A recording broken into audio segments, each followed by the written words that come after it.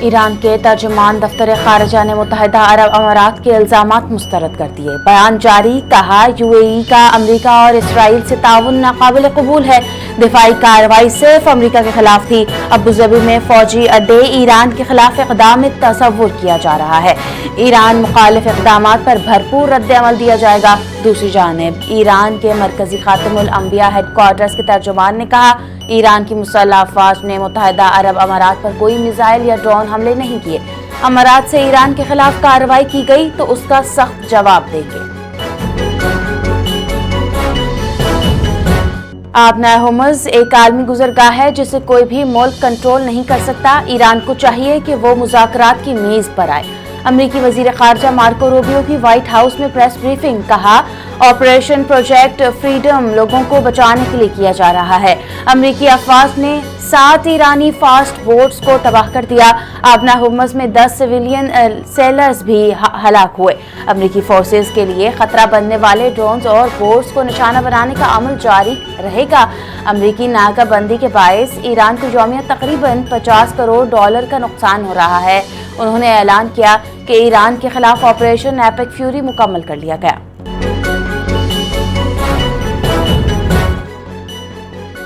امریکی ڈیموکریٹس نے اسرائیل کی جوہری پروگرام پر ابہام ختم کرنے کا مطالبہ کر دیا۔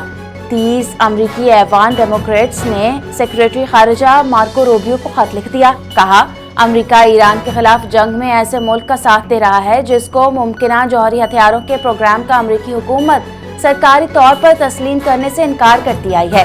سرکاری ابہام کی پالیسی مشرق وسطی میں عدم پھیلاؤ کو ناممکن بناتی ہے۔ امریکی ڈیموکریٹس نے کانگریس کو مکمل بریفنگ دینے کا مطالبہ کیا۔ جنگ بندی کے لیے امریکہ، پاکستان اور ایران کے درمیان مذاکرات جاری، تجاویز کا تبادلہ ہو رہا ہے، ریڈ لائنز پر بات ہو رہی ہے۔ عرب ٹی وی الجزیرہ کی واشنگٹن سے رپورٹ جاری، کہا امریکی بضد ہیں کہ وہ کسی اور نقطے سے پہلے ایران کے ایٹمی پروگرام پر بات کرنا چاہتے ہیں۔ ایرانی چاہتے ہیں کہ پہلے ایرانی سمندروں کی ناکہ بندی ختم ہو۔ الجزیرہ کا مطابق واشنگٹن اور اسرائیل میں 2 سے 3 ہفتوں کی مختصر جنگ کی باتیں بھی گردش کر رہی ہیں۔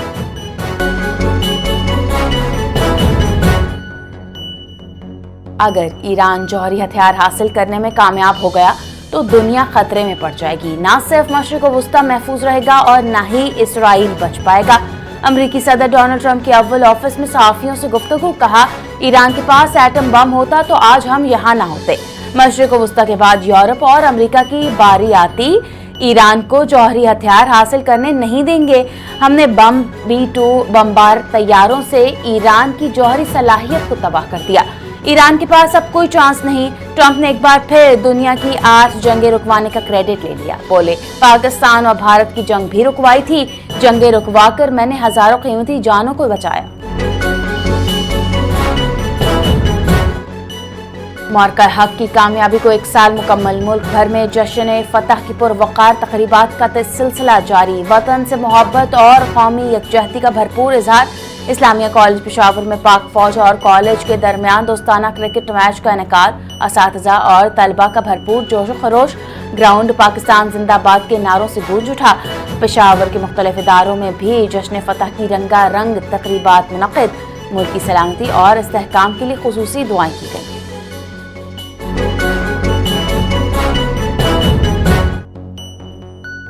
معرکہ حق اور آپریشن بنیان مرصوص کو 1 سال مکمل، دنیا بھر میں مقیم پاکستانیوں کا اپنے وطن سے والہانہ محبت اور تجدید وفا کا اظہار۔ اوورسیز پاکستانیوں کا کہنا ہے دشمن کی کوئی بھی چال، فریب یا دھوکہ دہی پاکستان کو نقصان نہیں پہنچا سکتی۔ ہم دور ہیں مگر دل پاکستان ساتھ دھڑکتے ہیں۔ دنیا میں کہیں بھی ہوں پہچان صرف پاکستان ہے۔ پاکستانی قوم متحد اور ناقابل شکست۔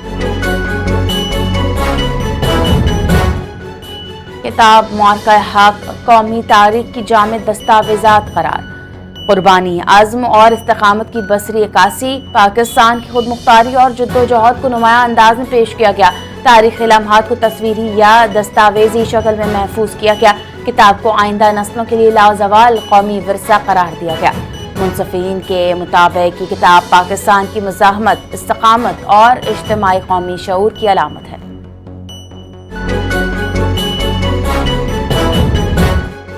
وفاق المدارس العربیہ پاکستان کے صدر اور ممتاز عالم دین مفتی تقی عثمانی نے شیخ الحدیث مولانا محمد ادریس کے قتل کی شدید مذمت کرتے ہوئے کہا انہیں شہید کرنے والے ملزمان یا انسان کہلانے کی لائق نہیں۔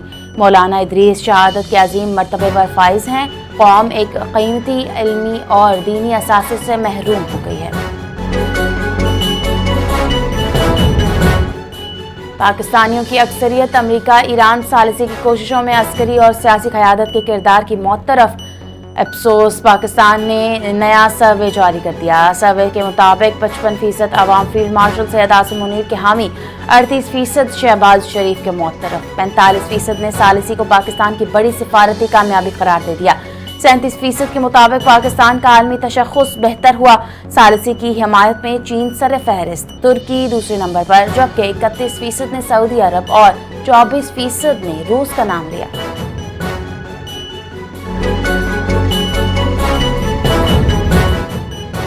گرین پاکستان انیشیٹو کے تحت زرعی انقلاب میں تیزی، بھکر میں 1800 ایکڑ کا جدید فارم 60 دن میں مکمل۔ 13 سینٹرل پیوٹ سسٹمز اور سولر سسٹم نے آبپاشی کا جدید نظام قائم کیا۔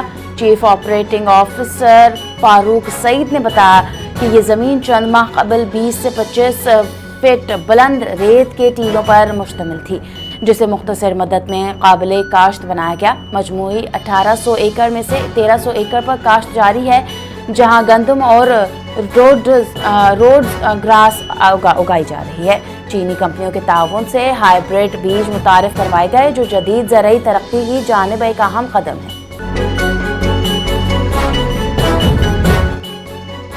Grand slam tennis tournament French Open میں کھلاڑیوں میں انتظامیہ کے درمیان انعامی رقم پر تنازع۔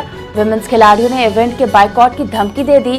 کھلاڑیوں کو آمدن کا 15% سے کم حصہ ملنے پر اعتراض۔ ویمن ٹینس پلیئر ارینا نے کہا اگر فرینچ اوپن کی انعامی رقم نہ بڑھائی گئی تو کھلاڑی ایونٹ کا بائیکاٹ کریں گے۔